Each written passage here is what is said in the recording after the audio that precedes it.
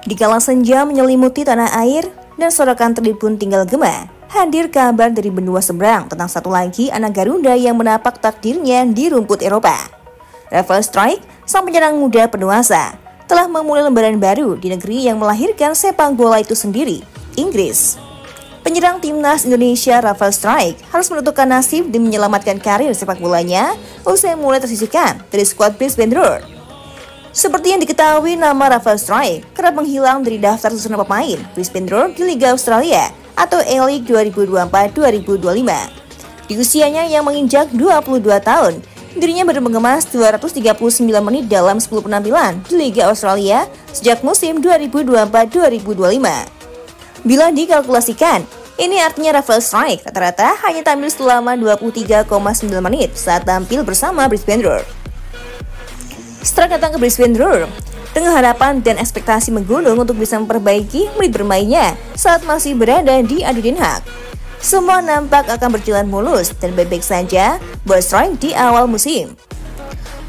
Ia masih sering muncul di daftar pemain dan starting line up. Semakin memuncak harapan itu setelah Struijk berhasil mencetak gol perdananya buat Brisbane pada laga keduanya di sana.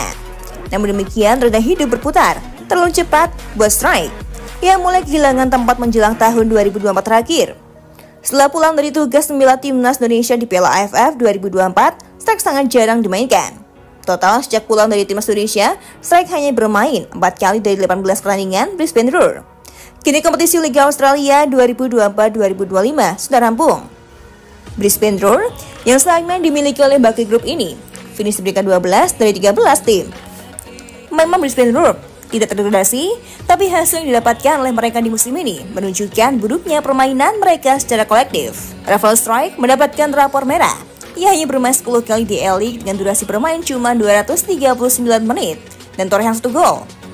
Mirisnya Rafael Struijk bahkan sama sekali tak diandalkan di 7 laga terakhir Brisbane Roar di ajang A-League 2024-2025, usai namanya tak masuk dalam daftar squad. Pada laga terakhir melawan Central Coast. Dengan begini, dapat spekulasikan jika perjalanan Struijk di Brisbane Roar sudah berakhir.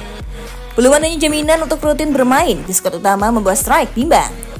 Ia tak menutup kemungkinan untuk kembali bermain di Eropa.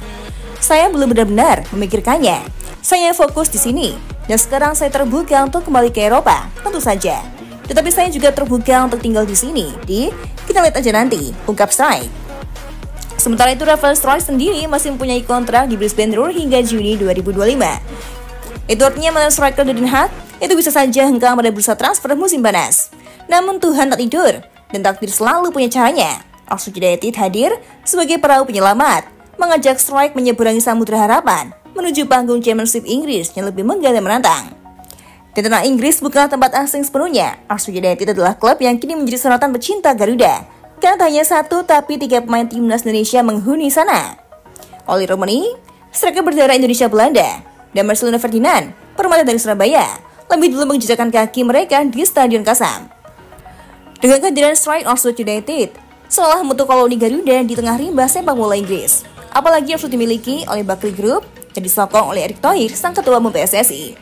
Dengan 2 tangan dari tanah air yang memegang kendali, Struijk punya peluang lebih luas untuk unjuk gigi. Perjalanan Struijk seperti kisah klasik para perantau. Dilahirkan di Belanda, di tempat itu Den Haag, ditawarkan harapan di Australia, dan kini disambut Inggris yang penuh tantangan. Di balik senyum kalemnya ada bara yang belum padam. Oxford bisa menjadi tempat kelahiran kembali, tempat di mana ia bukan hanya bermain, tapi memimpin. Mental Eropa, darah Indonesia, tapi jiwa petarung muda. Milik dalam tubuh Struijk yang kini siap membuktikan diri. Dan Struijk masih punya waktu untuk meninggalkan warisan, bukan hanya untuk klub, tapi untuk bangsa. Andai semua berjalan mulus, Indonesia bisa tersenyum bangga. Karena di masa depan tidak hanya bicara soal pemain luar negeri, tapi soal Garuda yang telah tergalakar di tunggu Eropa. Rafael Struijk bersama Oxford United bisa jadi mimpi buruk bagi para rival di Asia, Jepang, Korea, bahkan Cina. Mereka akan melihat Indonesia bukan lagi tim kejutan, tapi kekuatan yang dibangun dari disiplin, jam terbang, dan keberanian menyeberang batas zona nyaman. Satu persatu Garuda menggepakkan sayapnya di barat dunia. Langkah kecil Struijk mungkin tak langsung mengubah dunia, tapi siapa tahu kalau dari Oxford kita akan mengenang momen ketika sang anak hilang kembali ditemukan. Posisi saat ini membuat mereka hanya mendapatkan jatah bermain untuk bermain di playoff Piala Australia 2025. Nantinya Pada babak playoff itu, Brisbane Roar akan menghadapi posisi ke-11 klasemen I-League 2025 yang kemungkinan akan ditempati Wellington Phoenix FC 14 Mei mendatang. Piala Australia 2025 menjadi harapan terbesar bagi Strike untuk mendapatkan menit bermain lagi di Brisbane Roar sebelum dipanggil ke timnas Indonesia untuk melanjutkan grup C putaran ketiga kualifikasi Piala Dunia 2026 zona Asia Juni nanti. Pada periode itu, Indonesia akan menjalani 2 pertandingan yaitu melawan Cina 5 Juni 2025 dan Jepang 10 Juni 2025. Kedua laga itu akan sangat menentukan apakah timnas Indonesia bisa lolos ke Piala Dunia 2026 lewat jalur 2 besar grup atau harus berjuang kembali melalui putaran keempat.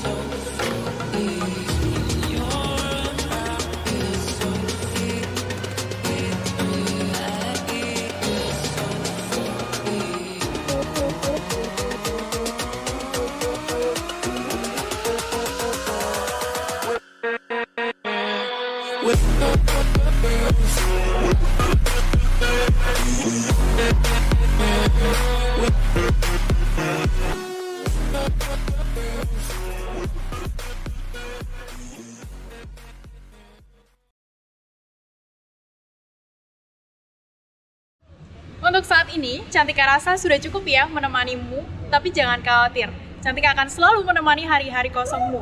Jangan lupa subscribe Timnas TV, biar kamu gak ketinggalan berita update seputar Timnas Indonesia.